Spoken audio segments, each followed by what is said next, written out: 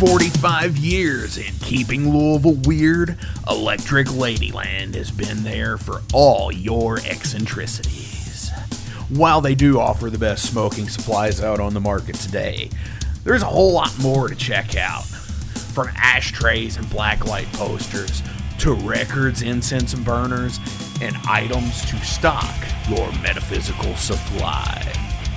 They're open from 10 to 10, 7 days a week, located at 2325 Bardstown Road in Louisville, Kentucky, and at electricladyland420.com.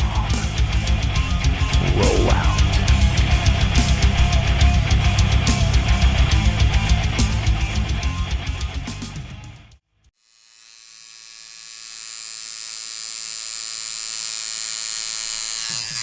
Hey metalheads, you like tattoos? Of course you do.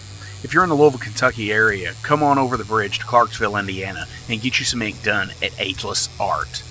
If ink isn't your thing, they have a piercing studio as well. Visit agelessartclarksville.com to see some frequently asked questions, meet the staff. The shop is open Monday through Thursday, 12 to 8 p.m., Saturdays, 12 to 10 p.m., and Sundays, 12 to 6 p.m., all appointment-only spots. You can set up your appointments by phone at 812-283-1793 or email agelessarttattooandpiercing@gmail.com and someone will get you set up for your first or your next tattoo or piercing.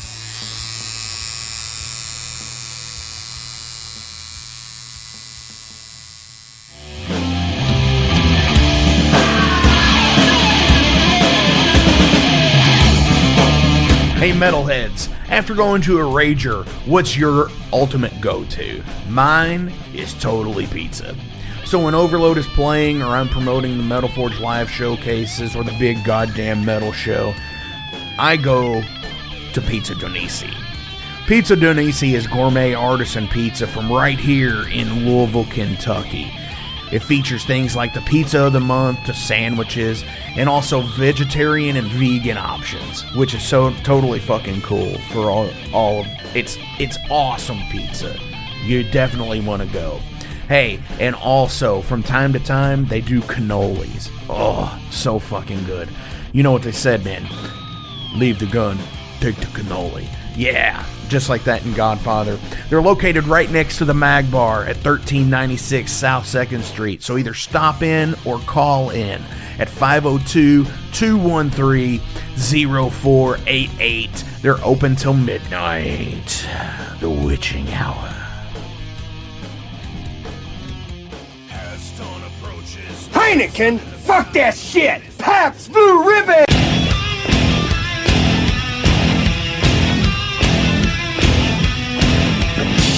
Hey metalheads, you all hear me talk about Mag Bar all the time. It is the home to the Metal Forge live showcases and is an integral stop in the ultimate underground metal tour schedule. They obviously feature live music, but the Mag Bar also has daily specials like Pint and Slice Night on Tuesdays with Pizza DoNisi. But they also do Bring Your Own Vinyl on Thursdays with DJ Kent Jackson, and Finer Things Sundays. Located right next to Pizza DoNisi at 1398 South 2nd Street, open 3 p.m. to 4 a.m. 7 days a week. Get your asses out to the Mag Bar. Rock out.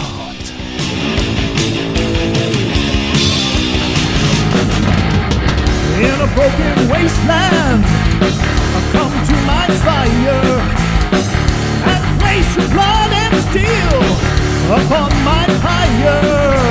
Oh, this is the Metal Forge. This is the Metal Forge. This is the Metal Forge. This is the Metal Forge.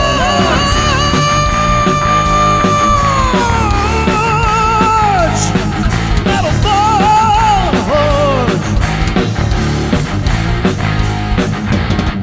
My furnace right, in 3, 2, 1. All right, metalheads. I'm doing this like I'm gonna fucking interview you. What's going on, metalheads? Welcome to the Metal Forge. My name is Mark Jackson, and I am your host. With us, as always, is Jason Gardner from the Heavy Metal Wasteland, Temptation's Wings, and the Alehorn. Jason, how the fuck are you, sir? I'm good, man. How about yourself? I'm all right. Let me mute the ringer here in case somebody decides to fucking call and ruin shit. Just take their call live on the air. Screw it. Dude, like, I really wish we could set up a show like to where I could do that. I want to do like a Twitch stream at some point. Yeah. Just because I think it would be really fun. And honestly, at the show, Metal Night 2, or another Metal Night, or whatever we're going to call it, at Art Sanctuary on March the 30th, I did kind of say on a post that I was going to try and go live between the bands to do maybe some like little interview segments. Mm-hmm. So I'm thinking about just doing that maybe on, I do have a Metal Forge Twitch channel, but I don't know how I would do all that yet. It's going to be a running fucking thing. I think I've got to break out the laptop, and I kind of want to get another Focusrite to take with me. So I don't want to take this one, because it's like, then I got to pack everything up. You know what I'm saying? Yeah. Sorry, man. I've just kind of like talked a lot in the first fucking 2 minutes here. That's fine. Yeah, man. So what's going on? How is the North Carolinian? How's the mountains doing this week? I mean, it was a rainy today for recording this, and earlier in the week. But other than that, it's warming up. Looks like yard boat season is upon me. Oh shit! Which I know time changes, which I'm highly disappointed in. So yeah, there's that. So the bugs are coming out to get me. The pollen's coming to get me. The grass is growing in spite of me. And now it gets to stay late longer, which I fucking hate, because as I've said before, these people who just keep this stuff going apparently don't have kids that need to put to bed at a certain time. And then lie to them why it's still light out. So there you go. Right, it's for the farmers. So I get to deal with that for next till November. Right, and didn't they vote this out or some shit? Dude, I mean, of all the problems in this country, worrying about the time right now seems so much like a waste of time. Dude, I am totally worried about whatever the main concern might be. Time is not the main thing, but yet they act like they've done so much by saying, "Oh yeah, we should pass a bill keeping daylight savings instead of just letting standard time just run its course." Because you know what, the days get longer whether it's daylight savings or standard time or not. So let us have darkness at 8 o'clock instead of 9 o'clock. I'm all for it. Right. No, shit, man. You got me all choked up, man. Yeah, man. You brought back my childhood. That means when I go to band practice this week, I have to get up an hour earlier actually than I usually do. And that sucks because, you know, I like sleep. Right. Don't we all, though? I mean, that's really the thing. And, you know, with everything that's going on, fucking, like, crazy shit, I don't know. It's just, what the fuck ever at this point. Yeah. You know, it's all a big shit show. Fucking, I think the comedian said it best in fucking Watchmen. It's just a big goddamn joke. No, and I mean, not to get too, like, dire. They're not in here with us. We're in there with them. That's right. That's fucking right. And we are recording the apocalypse as it live and in fucking person each and every week in the Metal Forge. Yes. So before we started recording on the monologue here, we were talking about where albums get pressed and stuff like that. And this is kind of a little offshoot tangent here. And I said, I think this was made in Czechoslovakia or whatever. And Jason, Czech Republic. Sorry, it's not. Yes, sorry. My map, my globe in the study in the other room is like a mid '80s globe, I think. Well, one thing I've learned from working construction for 20 years before I eventually moved on my own. If you ever call a South American a Mexican, it's highly offensive. So calling a Czech Republican a Czechoslovakian, which might be the same thing, I don't really know. It might be a highly offensive thing too. Right. So I like to just make sure I feel people laugh. If I mess up once, that's too bad. But if I mess up twice on purpose, then that's on me. Right. Yeah. Which is the ultimate thing I think this whole fucking geopolitical fucking thing needs to fucking realize. Hey, if I fuck up once, maybe that's a thing. Yeah. If I fuck up twice, that they're fucking being an asshole. Yeah, exactly. If you do it on purpose the second time, you're an asshole. Yeah. Fuck up once, you should just get over it because things happen. Like it's calling a Ukrainian a Russian. Listen to and talk. They have the same accent. A lot of them have the same first name. That is so funny that you mentioned that, because there was somebody on one of the videos on YouTube, and they were talking about Joanna from Lucifer, who is Swedish, and they were like, "Oh, it's such a German accent because I'm from Germany." It's like, yeah. I think we even talk about her being Swedish in the show. It's like, come on, man. Do Swedish accents and German accents really sound that alike? I guess. I don't know. I mean, I've never been. I've only,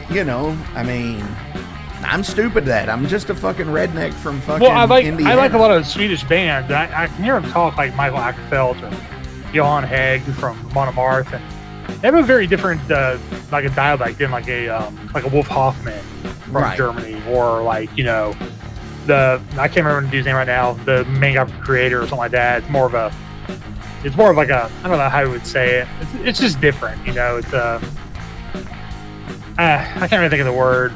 I know what guttural, but yeah, it's like the different. It's hard to say. They have their own dialect. It's like why? Yeah, it's a dialect change. Yeah. But it's like why does Michael Caine sound different than say Alec Guinness or Geezer Butler, or Lemmy for that matter? It's because it's all in the region, just like your fucking Paula Dean's "Hey y'all." Or whatever. Didn't Paula Dean say the N-word or do blackface? Yeah, she was another fucking dirtbag fucking yeah, I think that I remember some she was being fucking handle.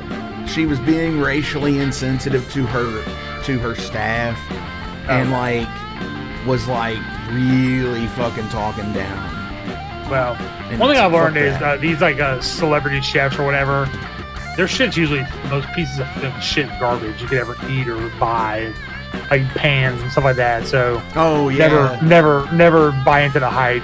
Oh God, no. Yeah, I don't need okay, so here's the other thing that is fucking hilarious to me too. Is Forged in Fire, the show.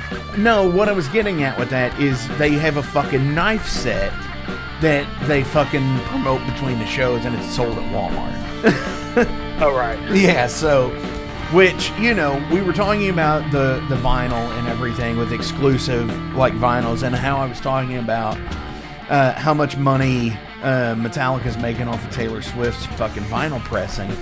And you had said why, and I said because they bought Furnace and are taking orders from outside people. And it's an interesting thing, because when I said that the Adele record shut down the fucking presses and backed everybody up 2 years ago, it was mainly that because they had 1 million vinyl pressed. Yeah. Just vinyl in variant colors, because Walmart had a clear vinyl. Yeah. There was the fucking... And then, they did the same thing with Billie Eilish that got pushed back. And Metallica's... I thought you were about to say Billy Idol. I was like, damn, is he that in the band now? No. But, I mean, it's really a thing. And we've got one coming up. And I love the idea of it. But it's really, at a point, it's kind of lost its luster to me as Record Store Day. I never bought into it anyway, because now there's 2 of them.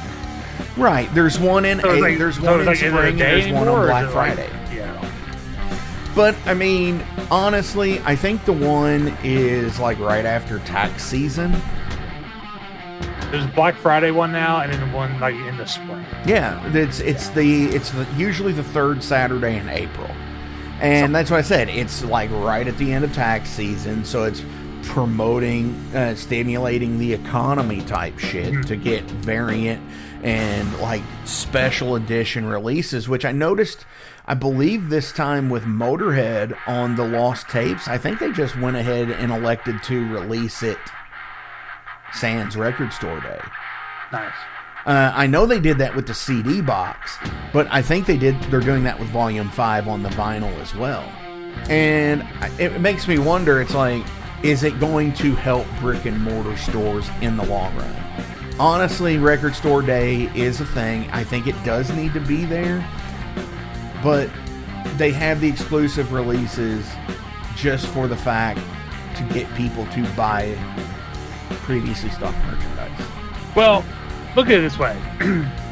If Record Store Day was a financial success, Walmart would be getting in on it. Walmart would have exclusive Record Day pressing at Walmart if it was any kind of success. So if it's not really pushing the needle any, it's probably, if they're not getting in on it, then it's probably not as successful as you would think. Well, I don't know, but it's like the organizers of the event, maybe they would have their own idea of it. But, there's no other big businesses involved with it either. No Targets, and they are both rampant now for having exclusive things, whether it be exclusive albums, whether it be exclusive figures, like for Masters of the Universe, they both Walmart and Target have exclusive figures to each. I don't think there's any more Toys R Us, but they used to have exclusive stuff. There's there's like skeleton of it, and like one of the department stores has like a section of Toys R Us, and it's only in like 4 or 5 cities. So it's like there, but it's really not Toys R Us. It's not their own store. That kind of makes me wonder too. Like, you remember seeing like the old animatronics and shit of like dead Chuck E. Cheese and shit? Yeah. Fucking, like they have like he's all run down and nasty and fucking shit and falling apart. I wonder how many Jeffrey costumes look like that. I don't know, but there's a Nicolas Cage movie where he fights a Jeffrey. No, animatronics in like a abandoned Chuck E. Cheese. He doesn't say anything in the whole movie. Not one line. Is this the? Wait a minute. Is this the film that he's in where he plays the Shogun or some shit? Because there's one where he plays like a samurai or something. No, it's not that one. Okay. No. Okay. I was just wondering. Called, but just look up Nick Cage animatronics, and I'm sure it'll come up in Google the first attempt. Fuck yeah. I'm gonna watch it. I actually picked up a really cool movie the other day, and I didn't get to watch it yet, and I don't have it in the room.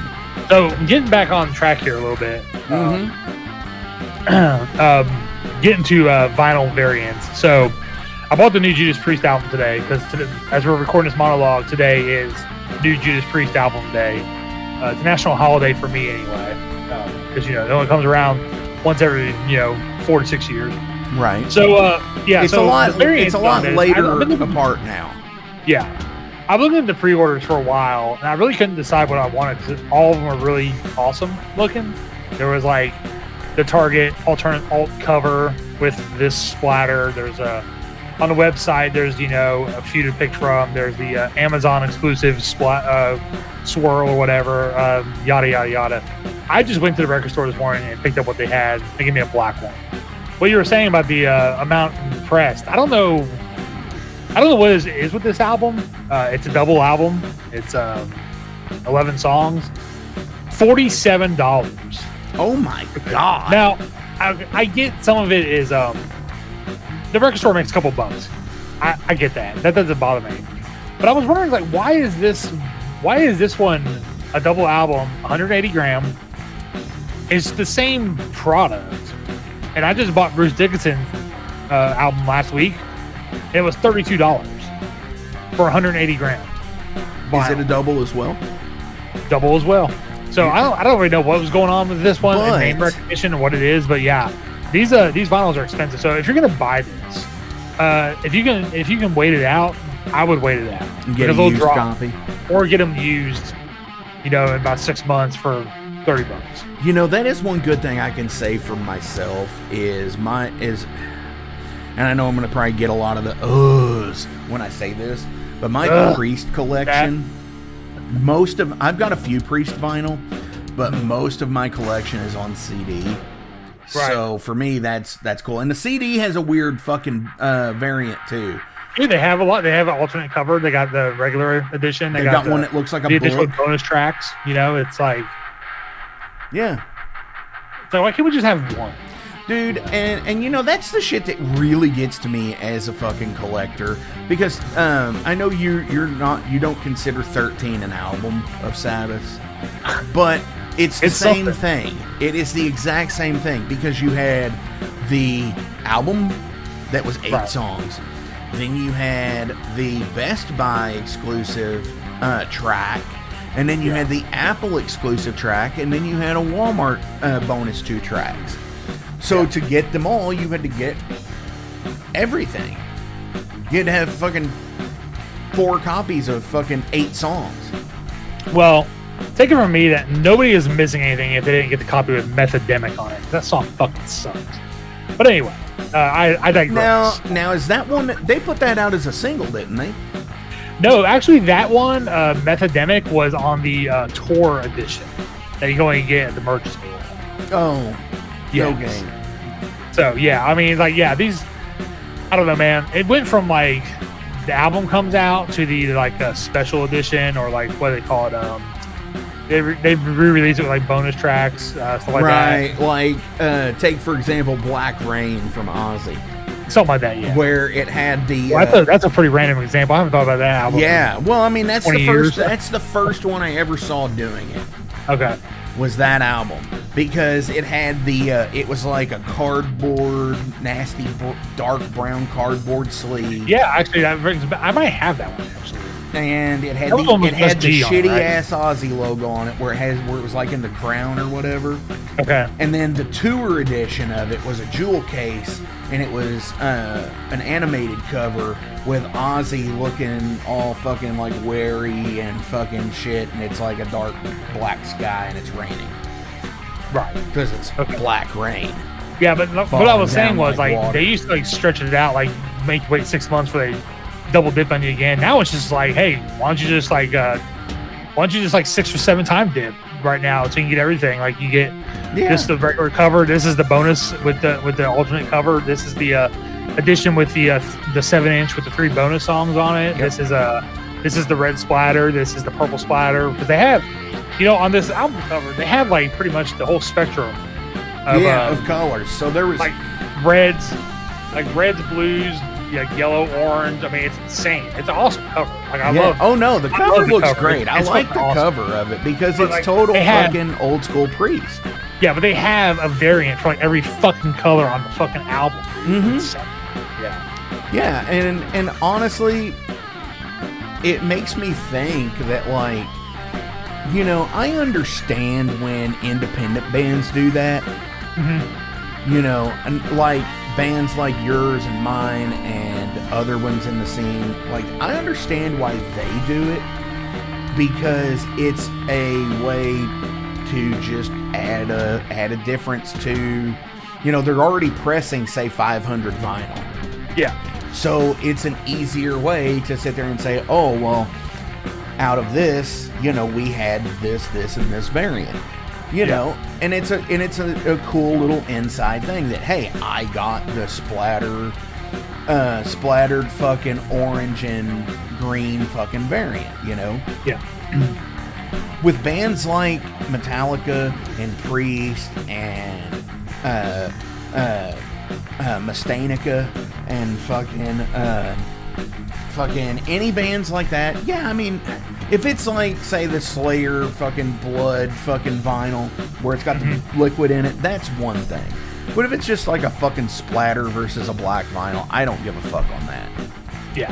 The only way that I guess what changes it for me is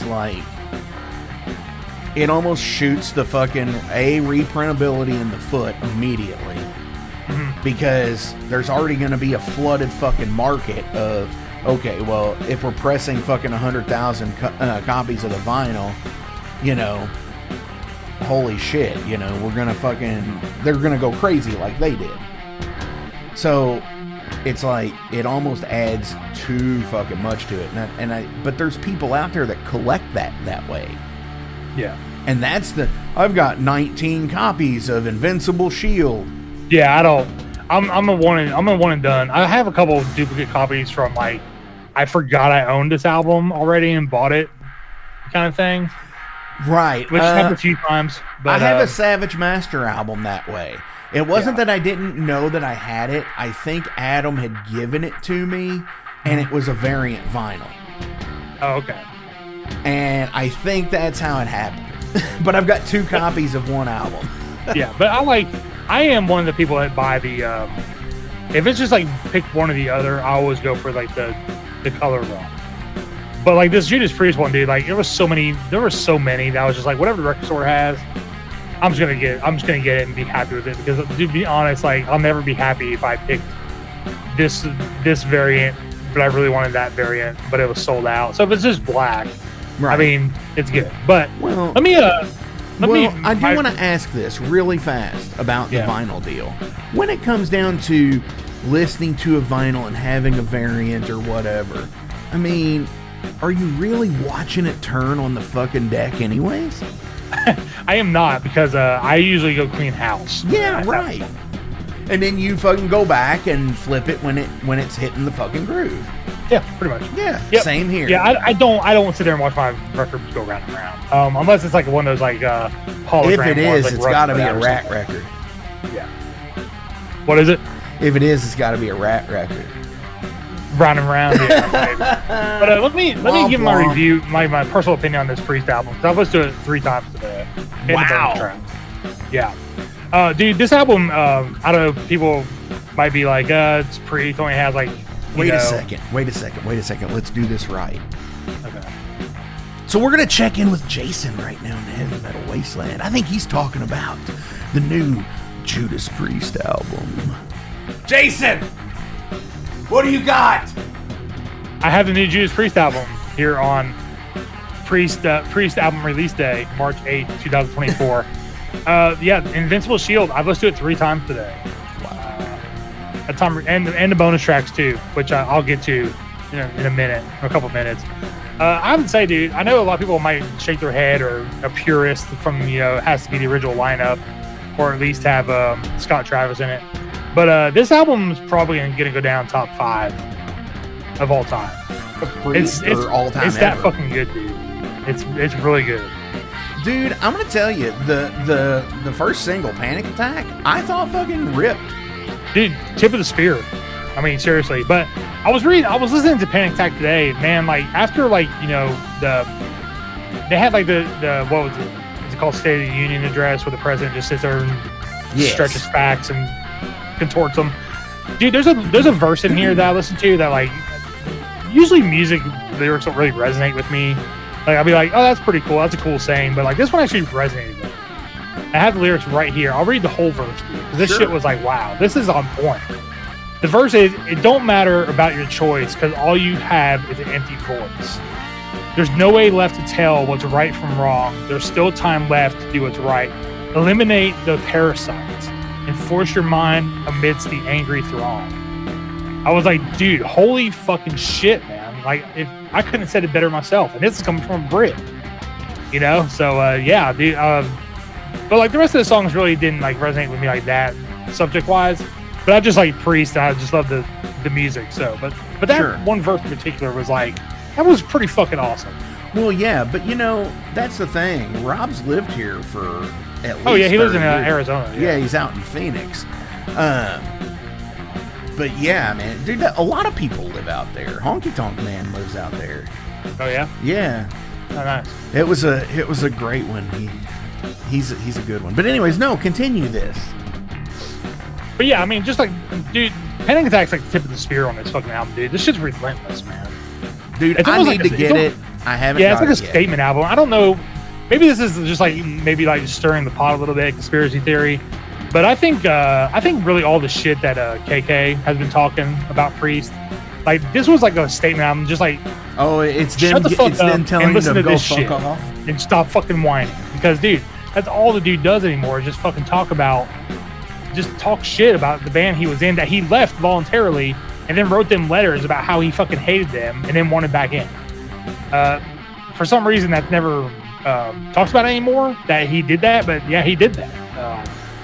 So yeah, I feel like this is a really like a statement album. Also, we're like in our 70s, and we can still bring it because like granted, like Richie Faulkner's like in his 40s, so there's a big youth gap there with some energy, but the rest of the guys are still pretty old. So yeah, this was definitely it was a pleasant surprise. Even though I have liked the last few Priest albums since Nostradamus. I thought they've all been pretty solid, but this one kind of blows the last two out of the water. And I really like Firepower. Firepower is amazing. Yeah, I really like Firepower, and this one's better. it's you totally did the thing. You totally did. You totally did the Southern drawl. Firepower. Yeah. Firepower. I like Firepower.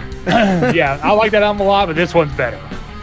Yeah, dude. I'm honestly, and I'm gonna, and you're probably gonna hate me for this, but pound for fucking pound, in the Millennium era, Priest has been more consistent and better on their albums than Maiden. Yeah, I would go with that. Maiden's more like a. Maiden is like the Diet Coke of evil. No, it's hard to say. It's like hard to describe, but like it's like they took like the Queensryche sound and they just like ran with it and never stopped. Right. Whereas like Priest is just like embracing like new wave of British heavy metal. Like this album to me sounds like a little bit of Turbo with a lot of Painkiller. But it's with heavy metal. With a lot of the modern influence from last year. And it's new. And it's a new album. And yeah, you're gonna go see them live. And that's the thing. You're gonna see these songs live too. You know, you're gonna still get the hits. Like you're gonna get fucking Living After Midnight and fucking Breaking the Law and maybe Hellbent for Leather. But you're gonna fucking get these too, and that's what I love about when bands from the day are putting out new music. Yeah. Because, like the Book of Souls tour. Dude, they played like 7 songs off of that album. Yeah, the Red and Black was my bathroom break. Really? Yeah, after about 5 minutes into the solo part at the end, you can go to the bathroom, get a beer, come back, and they're just now finishing. Yeah, that's true. And you've already heard it for a while, so yeah, it was a good one. Yeah. I saw that twice. I saw that tour twice.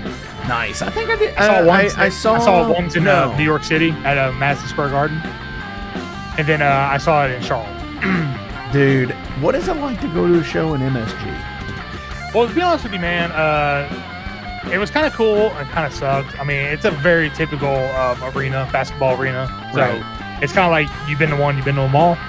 So the historical part was like really cool that I've seen a show at MSG. That's all Maiden at MSG. They brought one of their sons' bands, so I had to sit through that shit. The Raven Age. Yeah. They don't deserve really all this nice shit they get, but they kind of suck. But do they have a TV screens? Aren't 2 of his sons in that band? No, just one. Just one. And he or who else is in British Lion? Just Steve, I think. Okay. Yeah. But getting back to it, they have screens in, like the seat in front of you, so it's kind of cool. You can see the stage, but the thing is, like the sound doesn't sync up with the screen, so nothing really worked as far as that goes. And we had nosebleeds because like it was like it is what it is. But I took my stepson there. His first show ever was that Maiden show at MSG. Jesus fuck! And he bought his first tour shirt there, which I have a picture of on my Facebook somewhere. Hell so, yeah, man.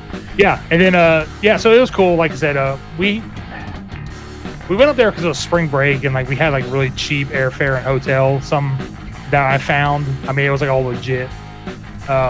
So yeah, we went up there for like airfare and hotel per person was like for like 5 days, like $600. So, dude, that is not bad at all. that's round trip and a hotel for 5 days Per person, dude. Per person. Yeah. And then we found this really cheap place to eat right outside the hotel.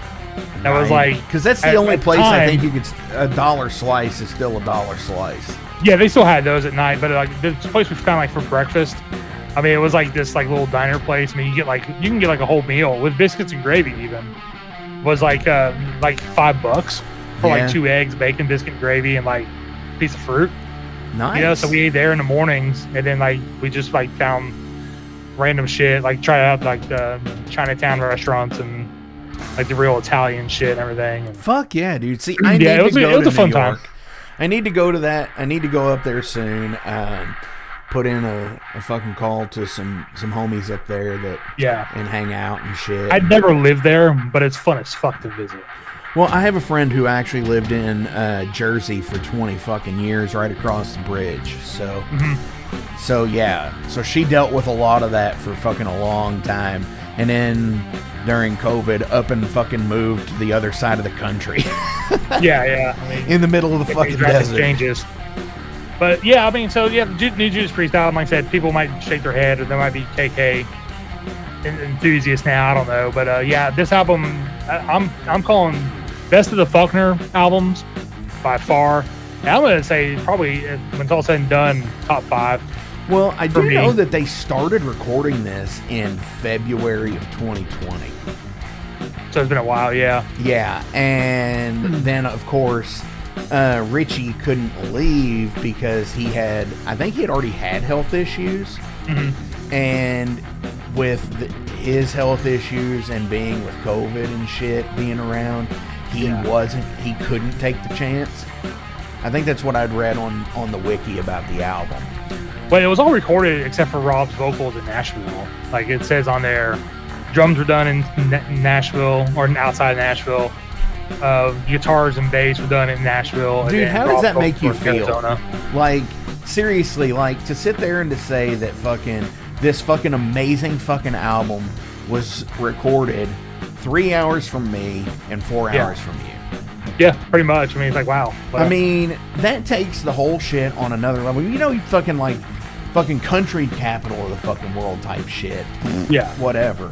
But, like, you talk, like, you go down south for you and you got the fucking swamp metal and shit. And I always bring them up because they produce such fucking good material out there, like with Black Tusk and all of those fucking bands from down there. But, like, you know, with that being as far away as well, and then fucking Priest is, you know, fucking literally here for however long to do this fucking album. Yeah. And I think that shit kicks ass. Yeah, it's cool. It makes, I mean, it's like- makes me it's something feel this- good that this it's also like was they recorded came to pretty the close to me, Midwest so. to do it. Yeah. Well, I mean, not pretty close. I mean, it's still a good haul, but I mean, it's like, bro, versus being recorded in England, it's pretty close to me.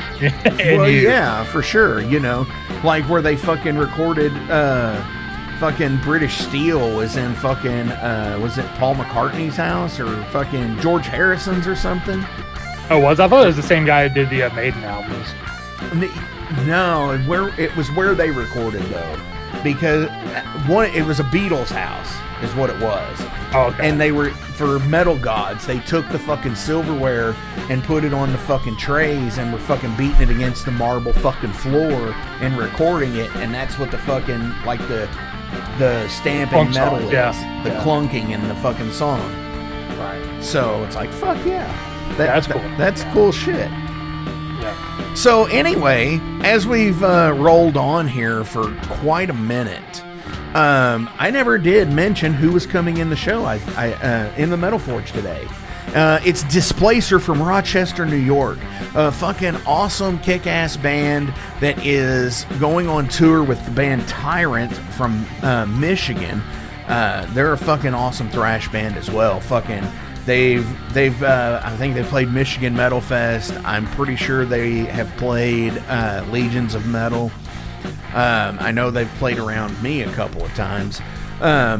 But yeah, totally fucking awesome band. And ISAL is actually going to be sharing the stage with Dyspläcer at Legions of Metal this year because they're going to be up there. So fucking hell yeah, we're going to go ahead and kick into this. Jason, these guys are fucking like martial arts power metal. They just had an album come out, you know, about a year ago, I believe. Let's see, when was it out again? Yeah, it was April of last year. It was called Temple Heights. And it's totally got the 80s fucking cover. Jean-Claude Van Damme is on there. Oh yeah. And I think that's a movie of his, maybe? Temple Heights? Van Damme? Yeah. What's it called? Temple Heights? Don't think so. That doesn't sound like one of his. No, it's not, because this is Bloodsport.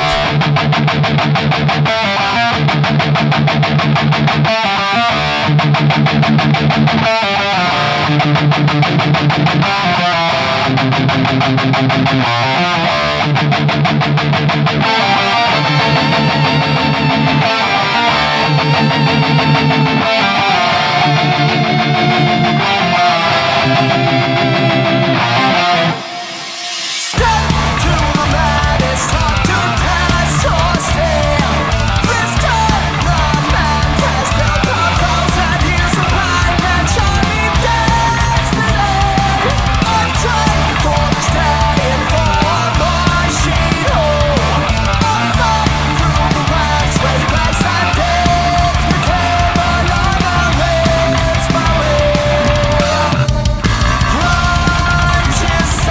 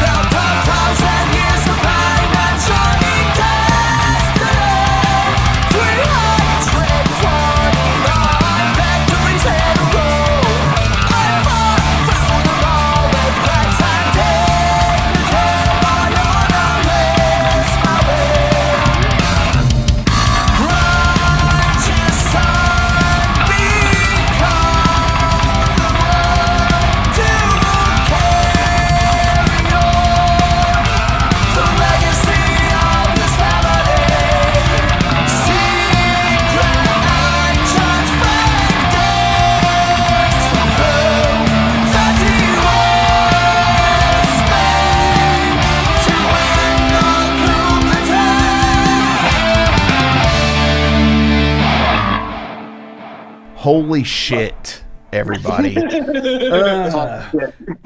ass. See, and they're already laughing about it because I have Dyspläcer here in the Metal Forge, and this is cool because this week we've kind of turned the old Metal Forge into the old, like, you know, the old forge making like the Japanese steel, like Toledo steel, you know.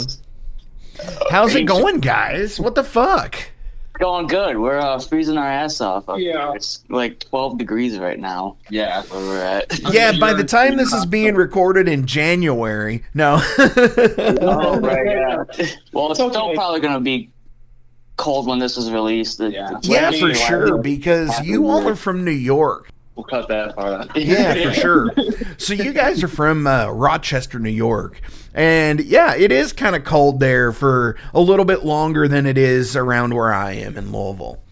Maybe about another month or so longer, I think. Yeah, it is. We're feeling it. We don't like it. Oh, for sure. So go ahead, and before we get started, go around the room and enter, because we have a few members here, and by the Metal Archives, I'm gonna look this up, and I'm gonna try and get this right. We have White Panther of the 12th Chamber here. Yes, sir. Yes, sir. We have the Northern Sage of the Rising Moon here. Yep, that's me. And do we have the Grandmaster or the Dragon here? You got the dragon on your hands. Dragon of the Misty Peaks on guitar from Dyspläcer. Holy shit. You know, this is actually, I would say, a first for the Metal Forge because, yeah, we've had new wave of traditional heavy metal bands. We've had black metal bands. We've had black thrash. We've had all of these. We've had power metal bands. But I don't think we have necessarily had an epic power metal Asian derived, like a martial art power metal band. Yeah, I think we're the first of the kind. I think we were trying to find other bands of the sort, and I mean, I guess Tokyo Blade, but that's way back in like the 80s. Right. Yeah, the Kung Fu heavy metal is a unique breed. It's a unique breed. We yearn to satisfy the needs of all those that desire it. Hell yeah, absolutely. Now, I absolutely love the artwork for the album that came out back in 2023, April of last year, actually. So we're almost a year on this, but it kind of has like the mysticism of the 80s Japanese cinema. You've got like a little bit of blood sport in the corner. You've got, the kabuki mask up in the top. That's kind of like a golem almost. And then the cherry blossoms. This is all cool shit, and I love that it's actually like it's animated. It doesn't look digital. Right. So yeah, that album art was actually an oil painting that I did. This is the Northern Sage of the Rising Moon here. Wow, you actually did this. This is awesome. Yeah.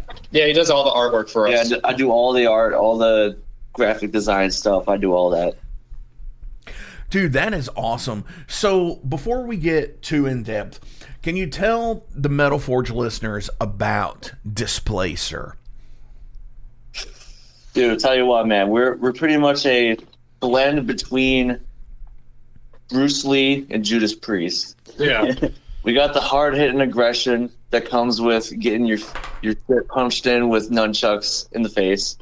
But we also have the soaring, ripping melodies that one would hear on a Judas Priest album, probably like Painkiller or Defenders of the Faith, kind of that level. Yeah, we try to draw influence from like equal parts kung fu movies and old school heavy metal bands.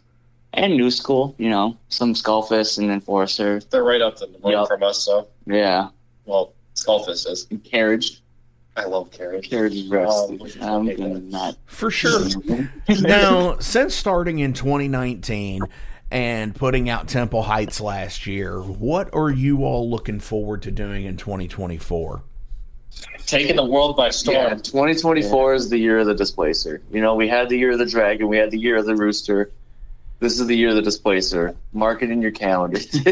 No, we're pretty much going to take this this tour on the road, or this album on the road, and try to hit up as many cool cities as we can. Like we were talking about earlier, we're going to be hitting the road with Tyrant.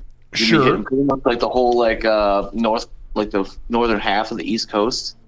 And we're going to spread our word there. And then we are probably going to look into another album either later this year or early next year. It's just another album coming. Yeah. I'm mostly going to focus on pushing our Kung Fu power on social media and pretty much everywhere we can get it, you know? Well, Yeah. for sure, because that's the thing these days. You almost have to have a ridiculous like social media manager these days. Oh, it's a full-time job, man. It's a full-time job. For sure. And being like on a network deal, it's really a fucked up thing, because then you're just like, oh God, whose show's coming out today? Fuck. And it's like, did we get did you get this? Did you meet this deadline? And we have a calendar that we all organize and put together to make sure that everybody's on top of their shit, because it's like impossible to keep up with the amount of work that it is like being a band in the modern age. Oh, Yeah, shit, yeah. The stage is online now. It's not, it's not at these venues anymore. It's like you're playing to people across the globe over the internet now. That's just the way the music has become, nowadays. For sure. No, you're absolutely right. That's how it is. And it is very much you really have to have your finger on the pulse of your potential fan base. And honestly, the quote potential fan base is really anybody. Really. But to make sure you're playing the right places, and you really have to pay attention to those analytics. And that's the part that I think we all don't really like doing. But I think now versus our predecessors, where they didn't have they only had like album sales and charts and shit like Billboard to go through. Mm-hmm. Yeah, they didn't have fucking meta updates, Yeah. How many likes you got? Oh, What's dude, the view count? I'll tell you what, it's like the worst part about it too. Like I dread just so much social media time. It's like draining. It drains you. I just want to go in and I just want to create the art and then put it out there. But it's like, half of the job is making music and half of it is like advertisement and marketing, and I would say probably even more so marketing and advertising than even bringing the music. Yeah, especially if you want to do it yourself, which a lot of bands do nowadays, and they do pretty well, because like the social media aspect of it literally allows you to do that, but you have to work on it. Yeah, True. We're hoping that like playing out at a lot of venues and like this tour, and we're going to be playing Legions of Metal with you. That's very true, and I was about to bring that up, is Legions of Metal 6, May 3rd and May 4th this year. Stellar fucking lineup. What can I say? Holy shit. I'm going to buy you a beer. What's that? I said I'm going to buy you a beer. Oh, fuck yeah. And obviously, Unleash the Archers, Watchtower, Striker, Dawnbringer, Hyrax, Greyhawk, Tower Hill, Stress Angel, Night Cobra, Owlbear, Lycanthro, Mean Mistreater, fucking Dyspläcer, Ice Howl, Devolution. Oh my God, so many fucking That's a good lineup. One of the best lineups I've ever seen. Yeah, More Than the Light. How could I fucking forget them? Leather Duchess. Fuck. I'm looking at it right now on the phone, and like it is a fucking stacked lineup for this show.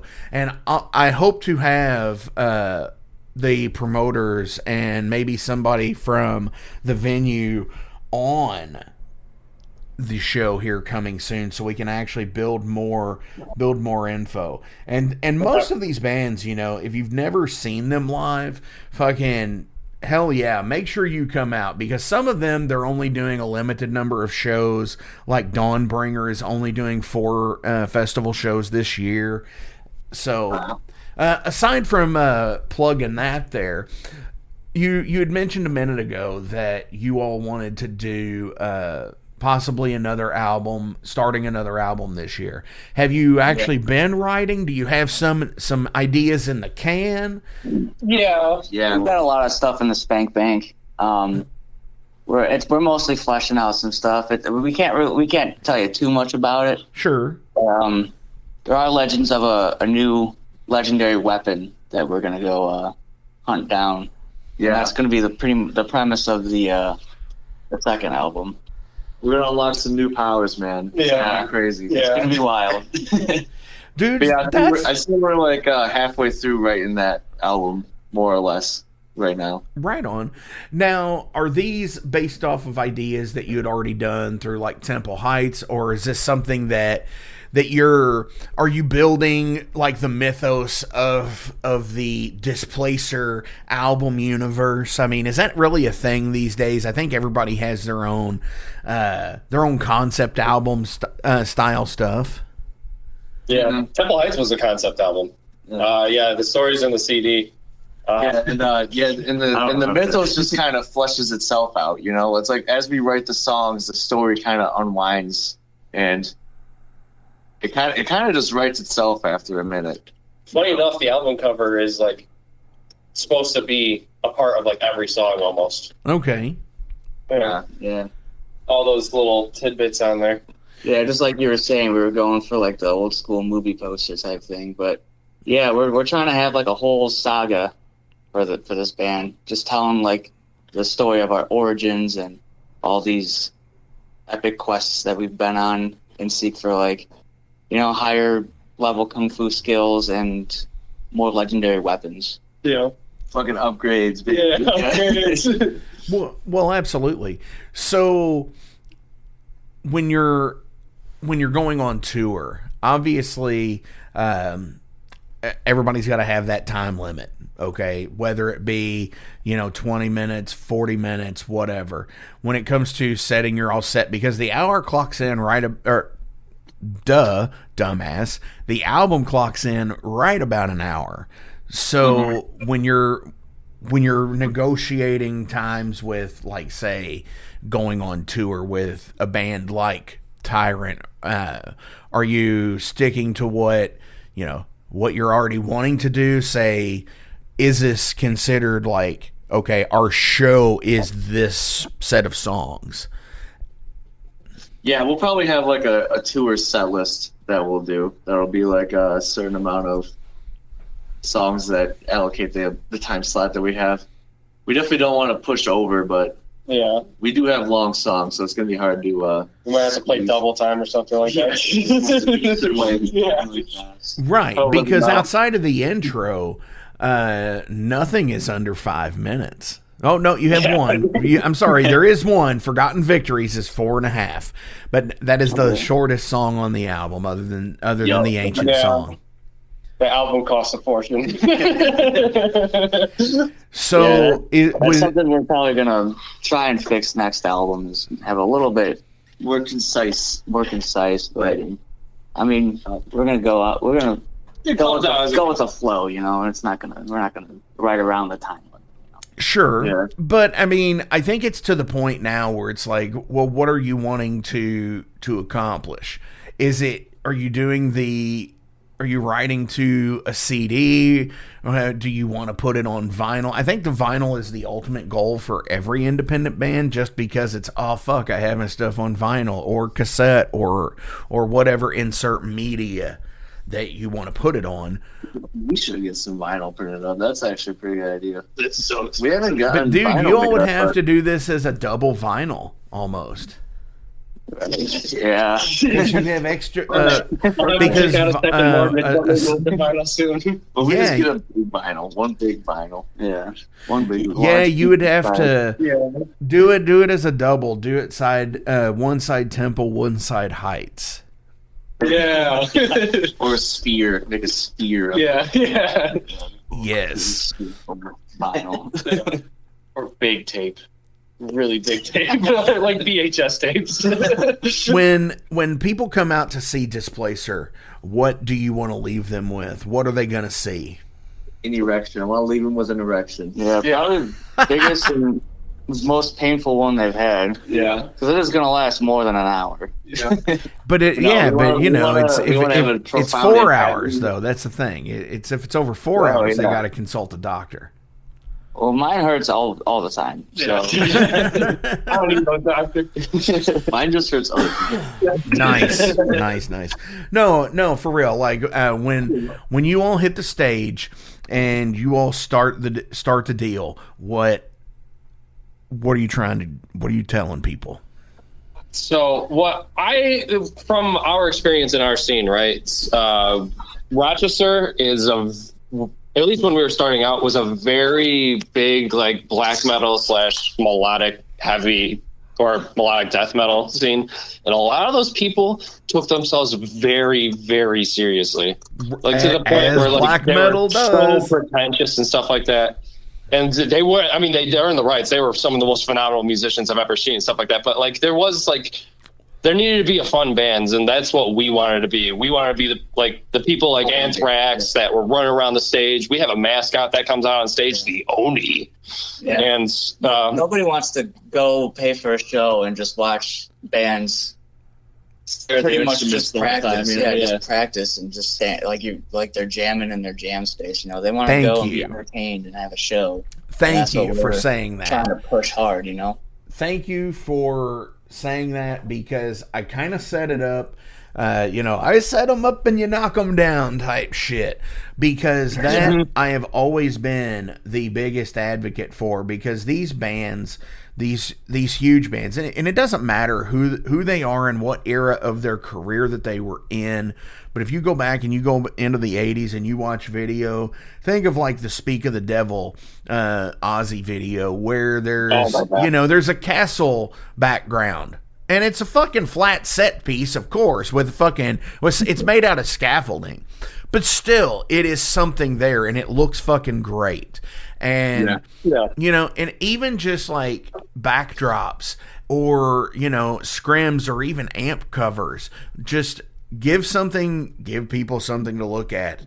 Because like I said, and I've always said that any 5 dudes can get on a stage and play music.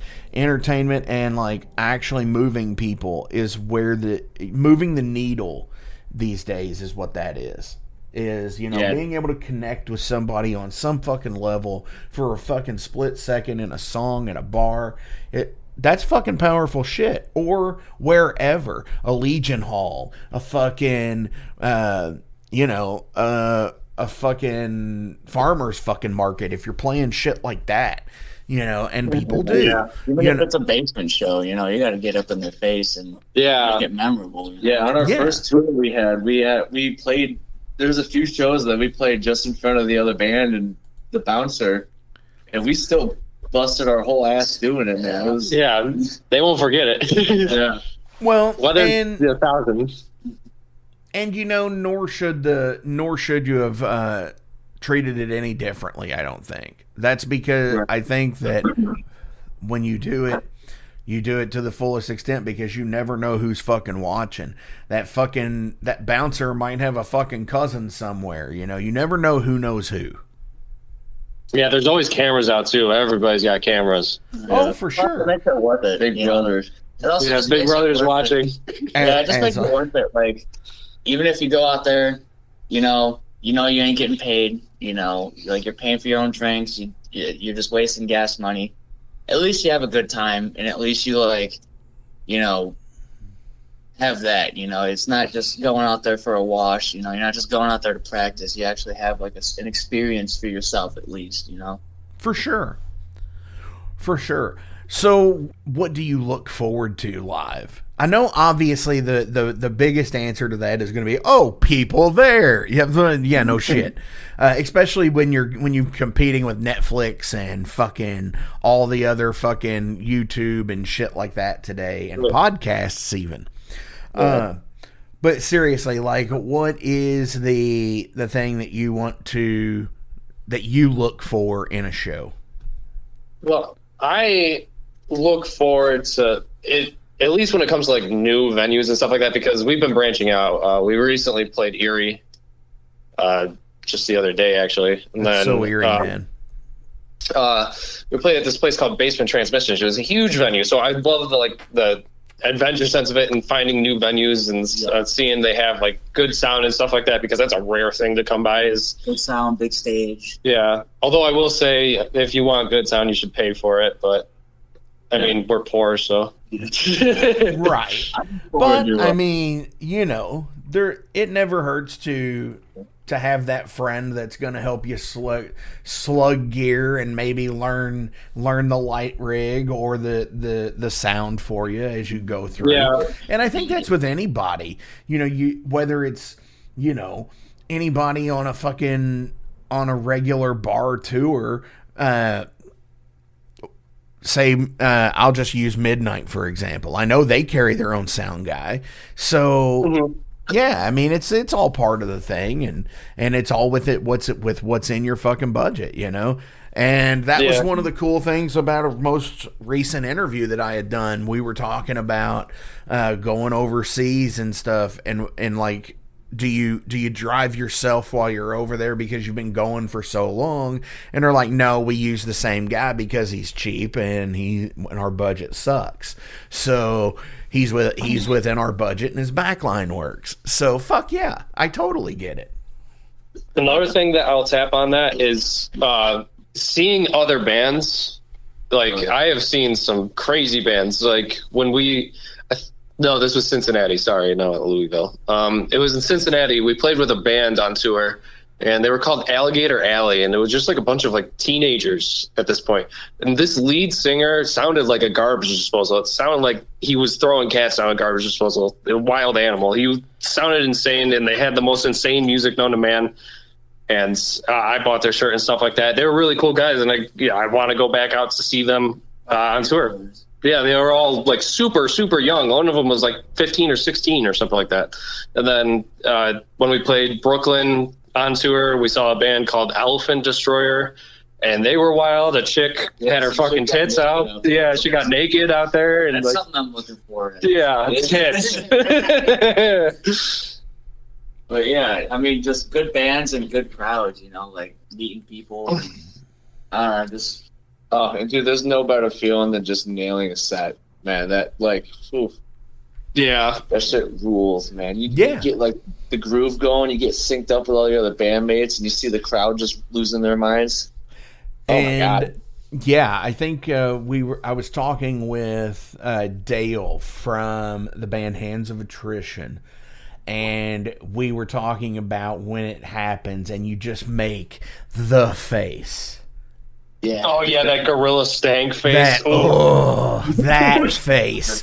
We all make that face, and it's so cool too that, like, have you ever been in that situation where?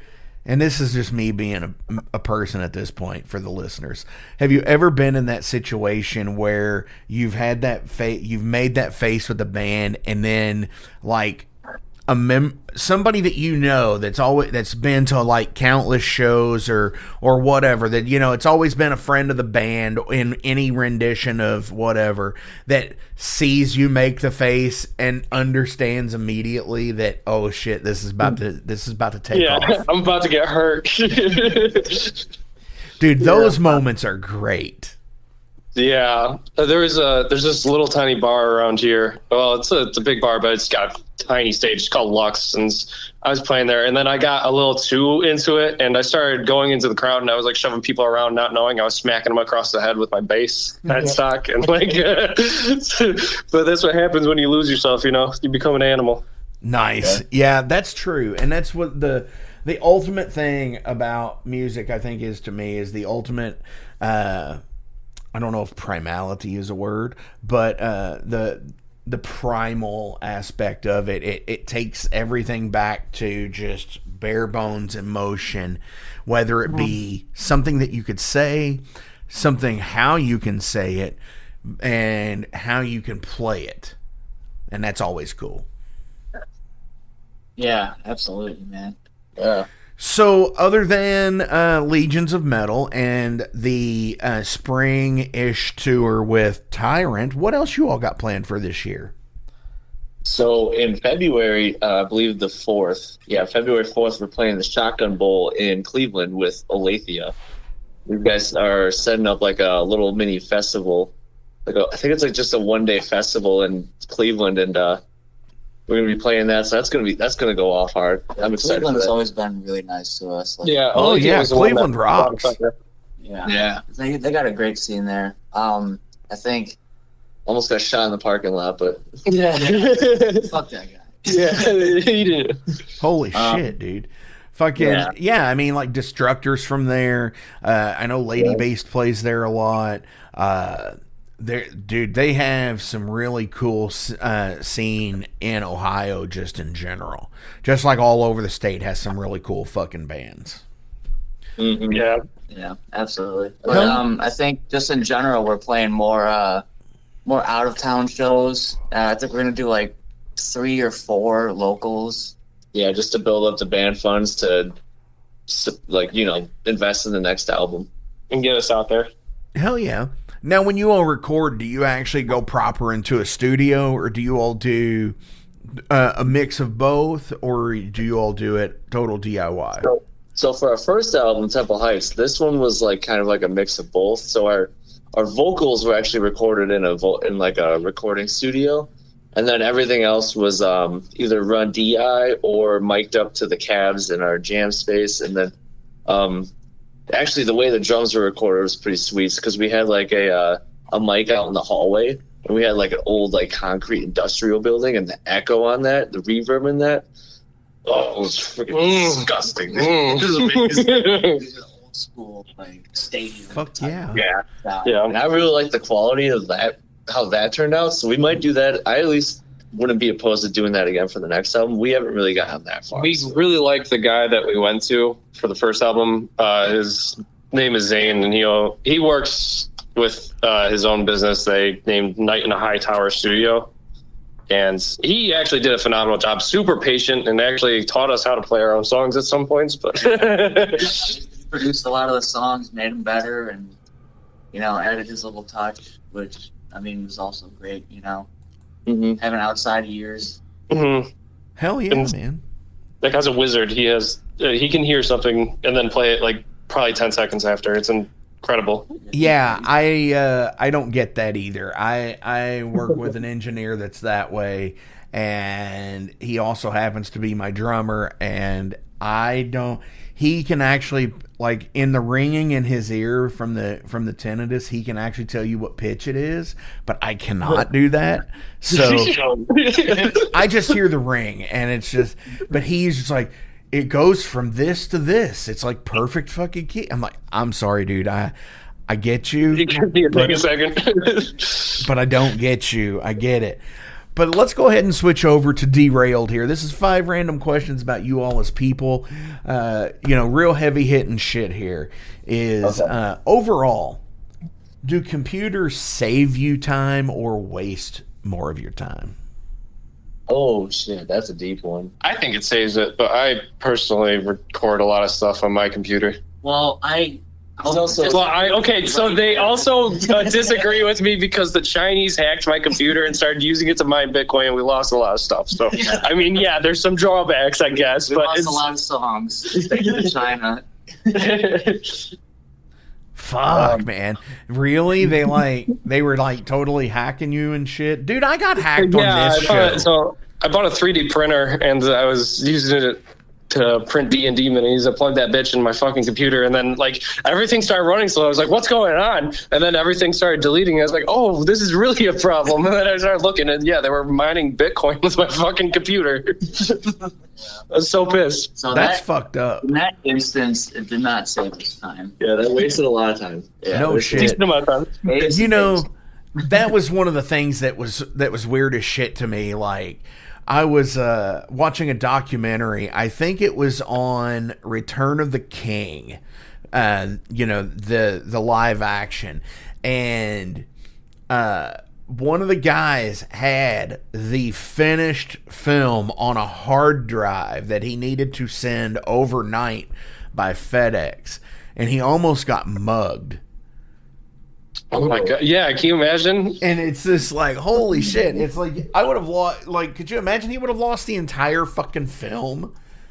Yeah, I mean, I'm sure same there's thing- backups, right? There's pretty sure backups the of same thing- backups, but Same thing happened with Toy Story, actually, I think. Yeah, Did they it really? deleted the entire movie by accident, and then some random employee had it at home, which, Oh, yeah. yeah, which I think was a naughty thing, but ended up being a blessing in disguise. yeah, and they still probably fired the person for it. Yeah. Fuck that Bastards mouse. at Disney. You're fired, bud. Fuck you, mouse. Thank you. Sorry, dude. Disney's a whole different thing. Well, no, they're owned by the same company now.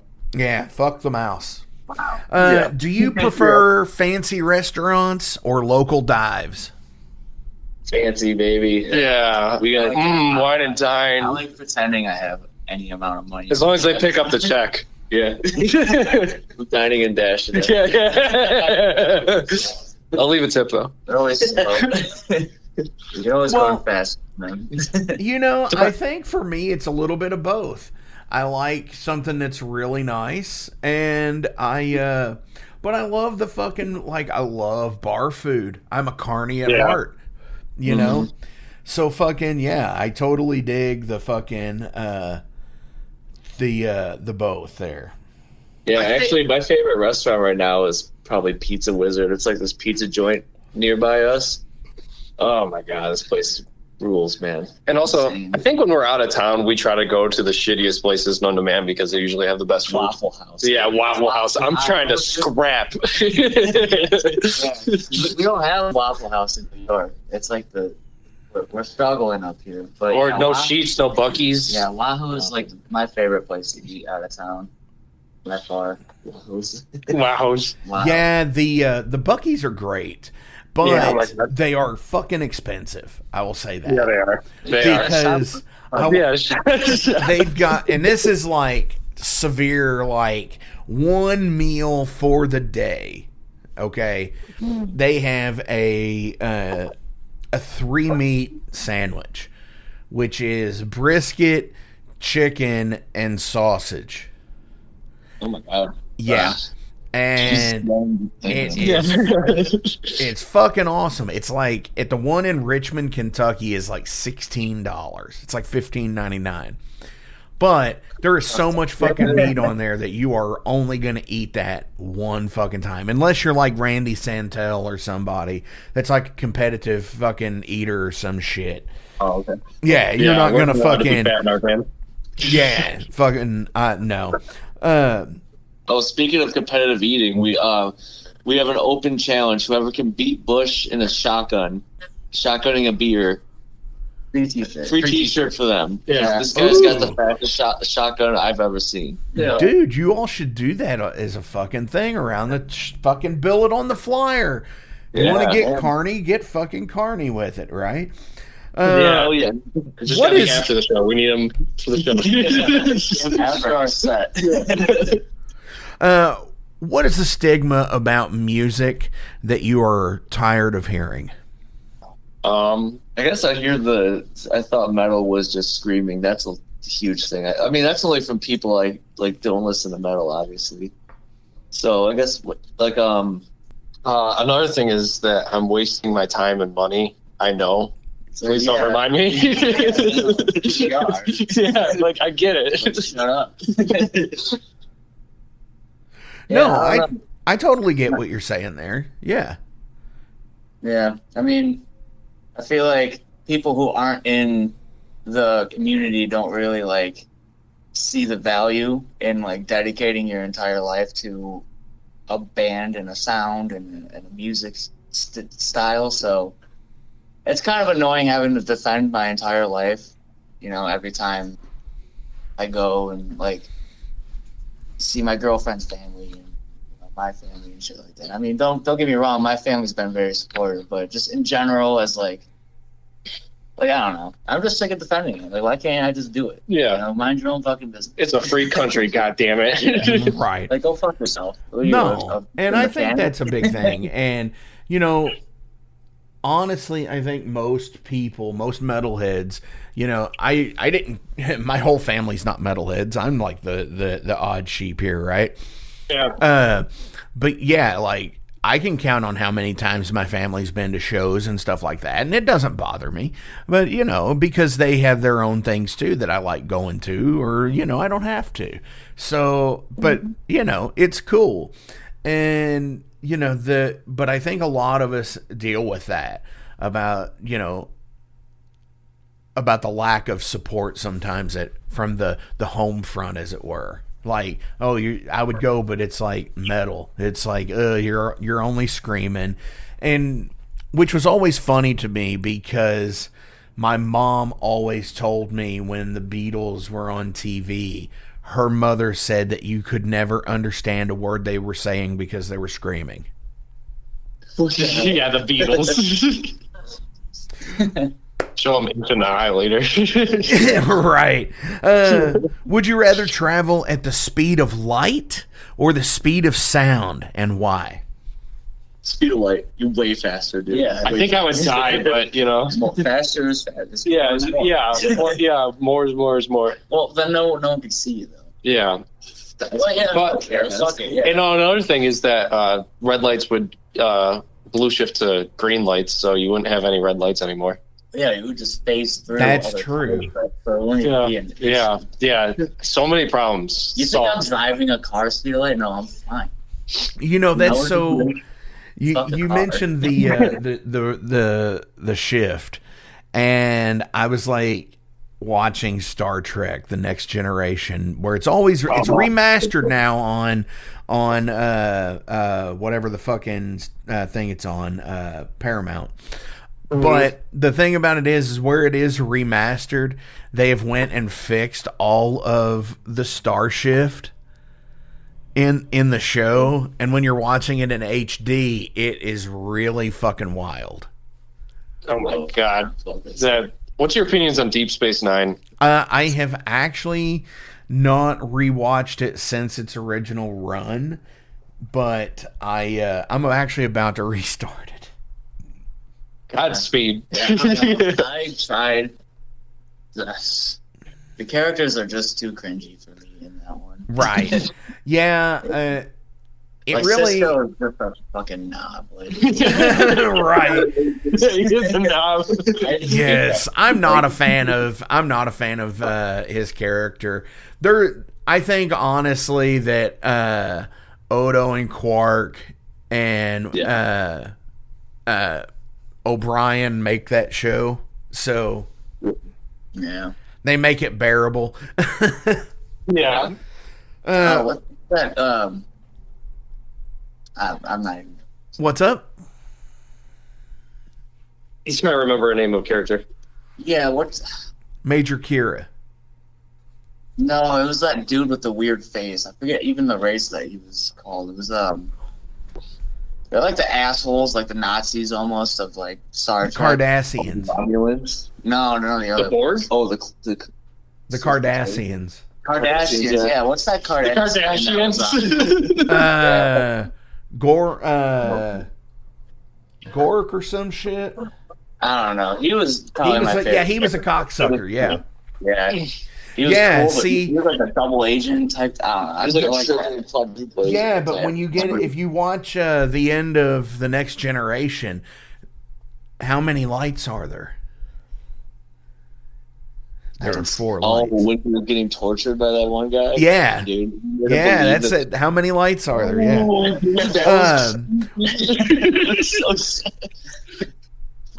Fuck with Picard's mind so bad. Oh, God, okay. All right. Too much. Ghostbusters or the Blues Brothers?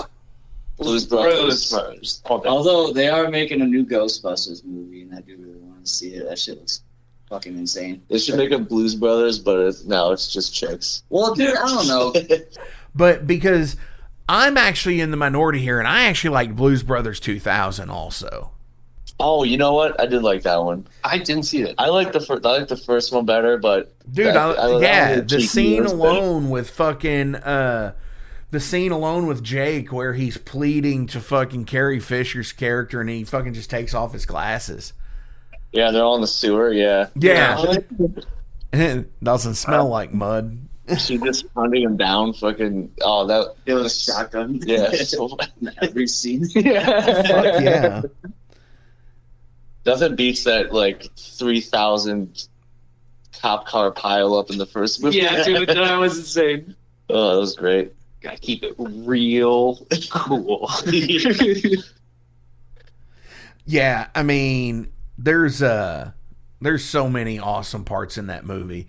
You know, the guy who's the clerk's office who's eating the sandwich is Steven Spielberg.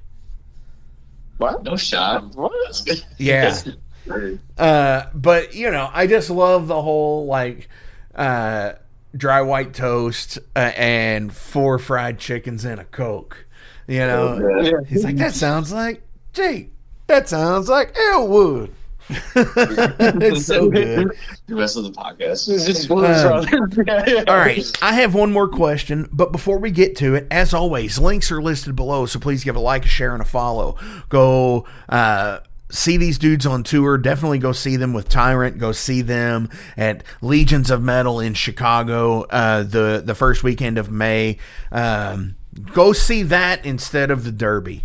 Yeah. And I'm from Louisville.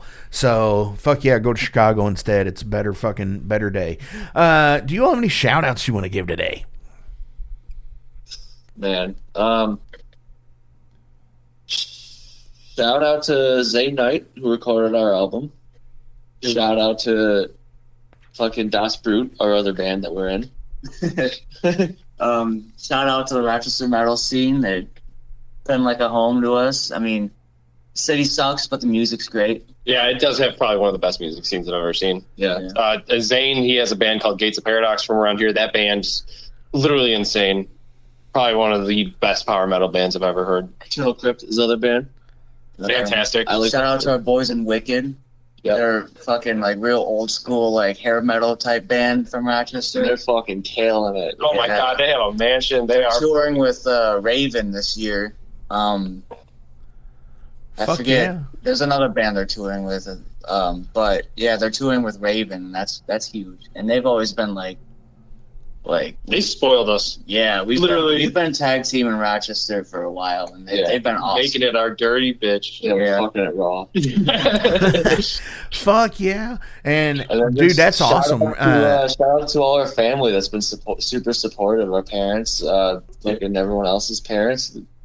Throwing us a lot of money when shit got tight, and especially that GoFundMe in New York City. Oh yeah, when we got broke down in New York City, we got stranded. Oh, it helped out a lot. Nightmare. Yeah, and shout out to our guitar player Grandmaster Bush and our singer Red Lotus, who is not here for fucking being pussy ass motherfuckers. Yeah, I kind of want a refund. Yeah. No, they're good. Fuck yeah, dudes! All right. Shout out to Legions of Metal, fucking hosting us. Shout out to Tyrant for hosting us on the tour. Fuck yeah! And then shout out to you, bro.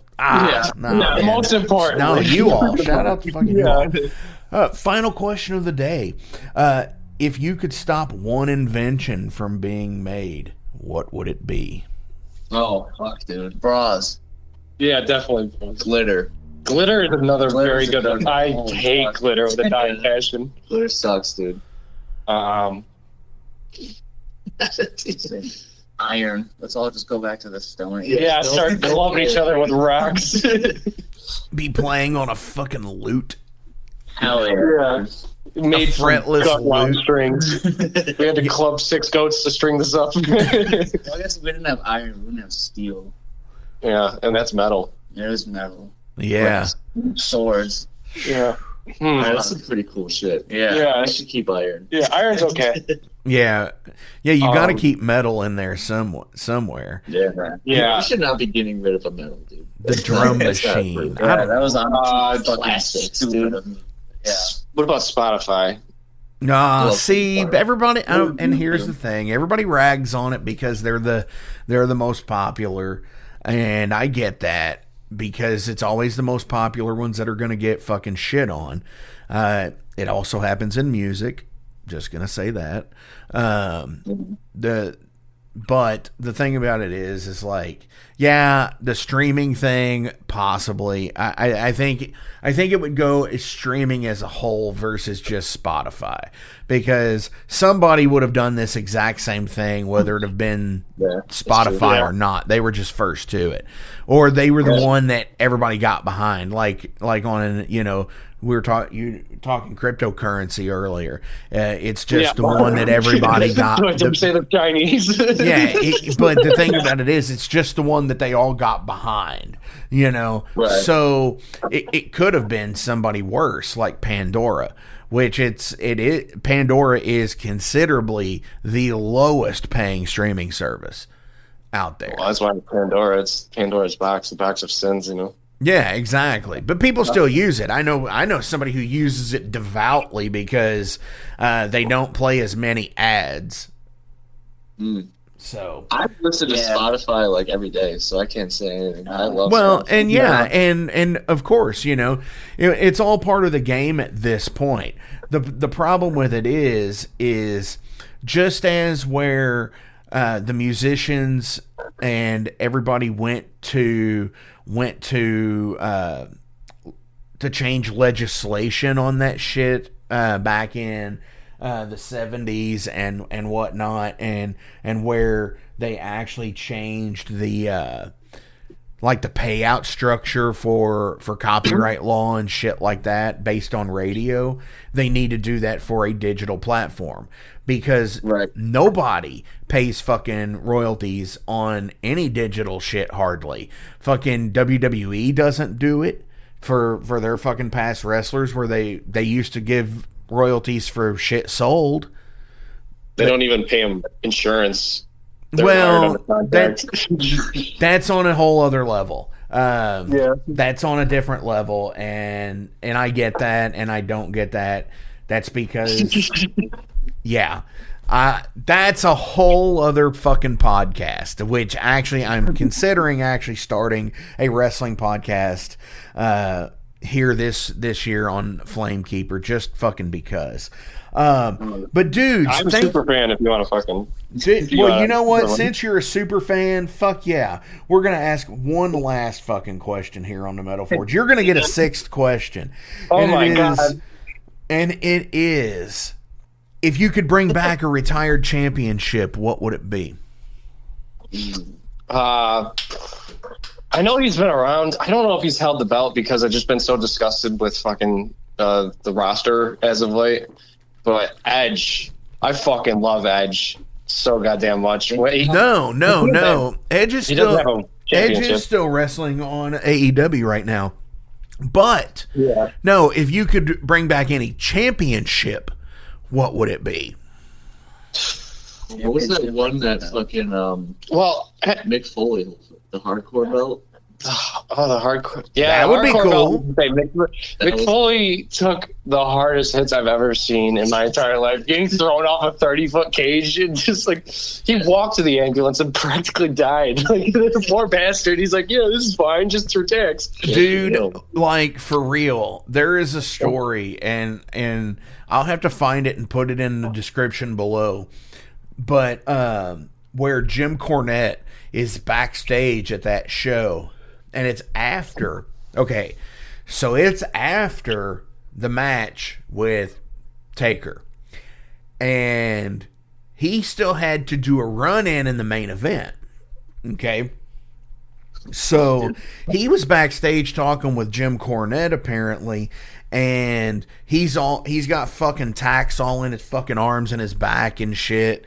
And he just fucking says to Jim, he's like, He's like, you know, Corny, he's like, I really wish we could have got to the tax.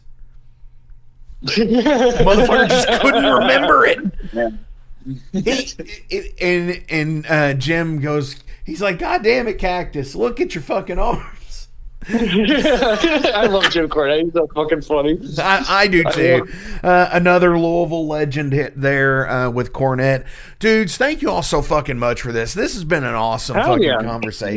Yeah, thank you. It's been a fucking great time. Dude, dudes, not just dude, there's 3 of you here. On our way out today from Temple Heights, what do you all want to play out?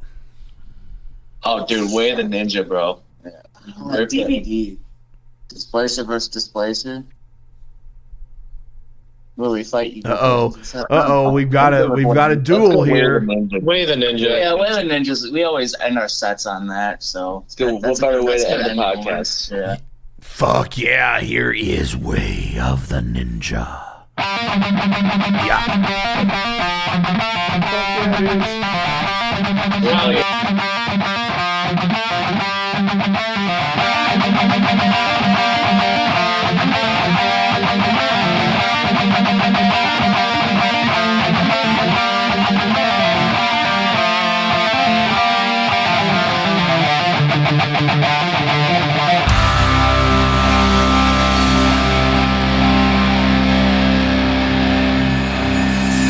My shining sail will be your day.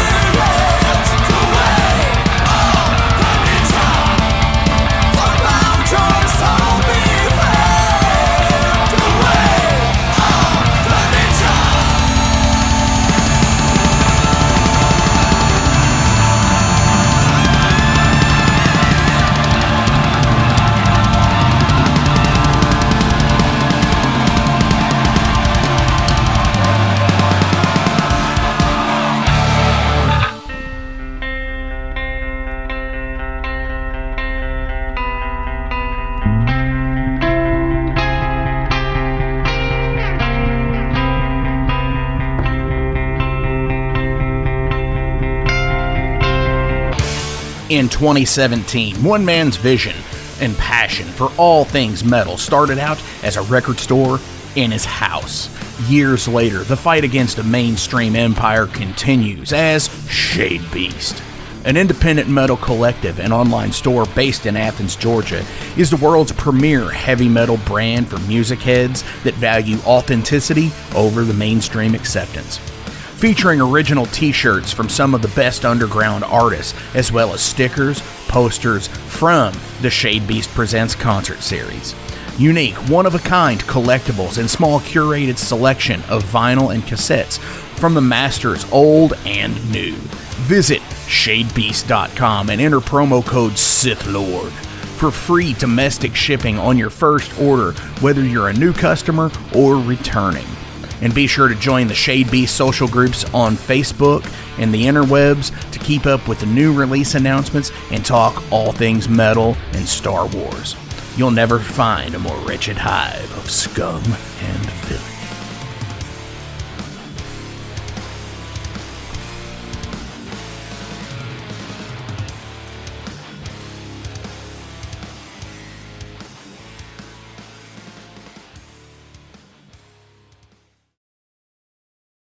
Welcome to the night. You think you know Night Demon? Then the Night Demon Heavy Metal Podcast is for you. Step into the darkness as we peel back the curtain to give you an unprecedented, all-access look into the mind and the heart of the demon. We're talking band history, song analysis, studio anecdotes, stories from the road. It's everything a diehard Night Demon fan could want and more. This is the only place to learn the inside scoop, the deep dive trivia, the untold tales from the band members themselves and those closest to the Night Demon story. Need more?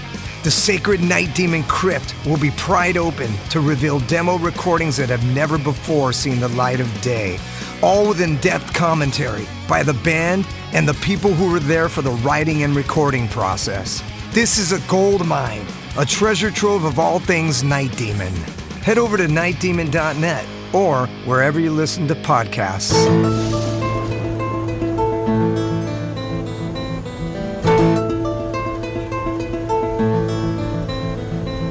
Since 2013, there has been a calling from the underground, from the graves of all those unholy, and they decided to make a zine to talk about all of this. Soulgrinder Zine! An independent metal zine to keep you informed on all things metal and horror from the underground. Available in both print and digital formats, they're bringing you the best interviews and reviews out there today. Not only do they do the zine, but they also do compilation CDs. Check them out at facebook.com/soulgrinder.zine and start your subscription now.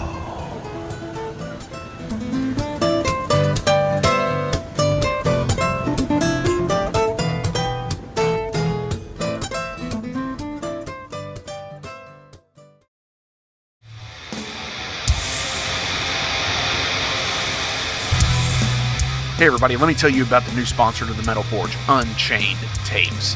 They're an independent Pennsylvania tape label. They focus on extreme metal and punk with a killer approach to the tape scene. Visit their web store at unchainedtapes.bigcartel.com now to get your fill of tapes. And for being a Metal Forge listener, enter the code METALFORGE10 at checkout to get a 10% discount on your total purchase. That's unchainedtapes.bigcartel.com.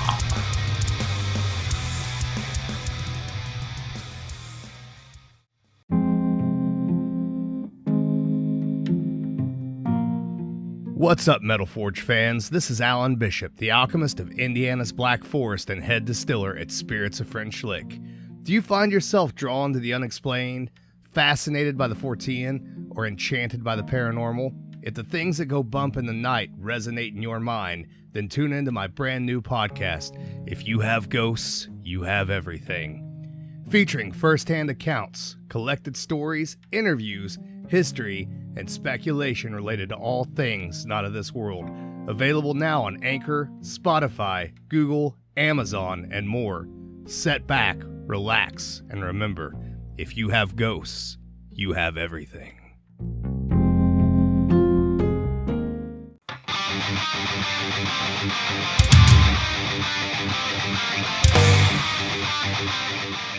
Hey, let me tell you guys about Mercenary Press. They're an independent London label and distributor of all things metal. Mercenary Press delivers the goods from their own independent zine. Trust me, you're going to want to get in on that. To distributing various bands from all over the world, including Cramp from Spain and Sadistic Force from Texas. Visit mercenarypress.bigcartel.com to find out what all they have in stock and what you can order. And for Metal Forge listeners, enter code METALFORGE10 to receive a discount on your total purchase at mercenarypress.bigcartel.com. Check it out now.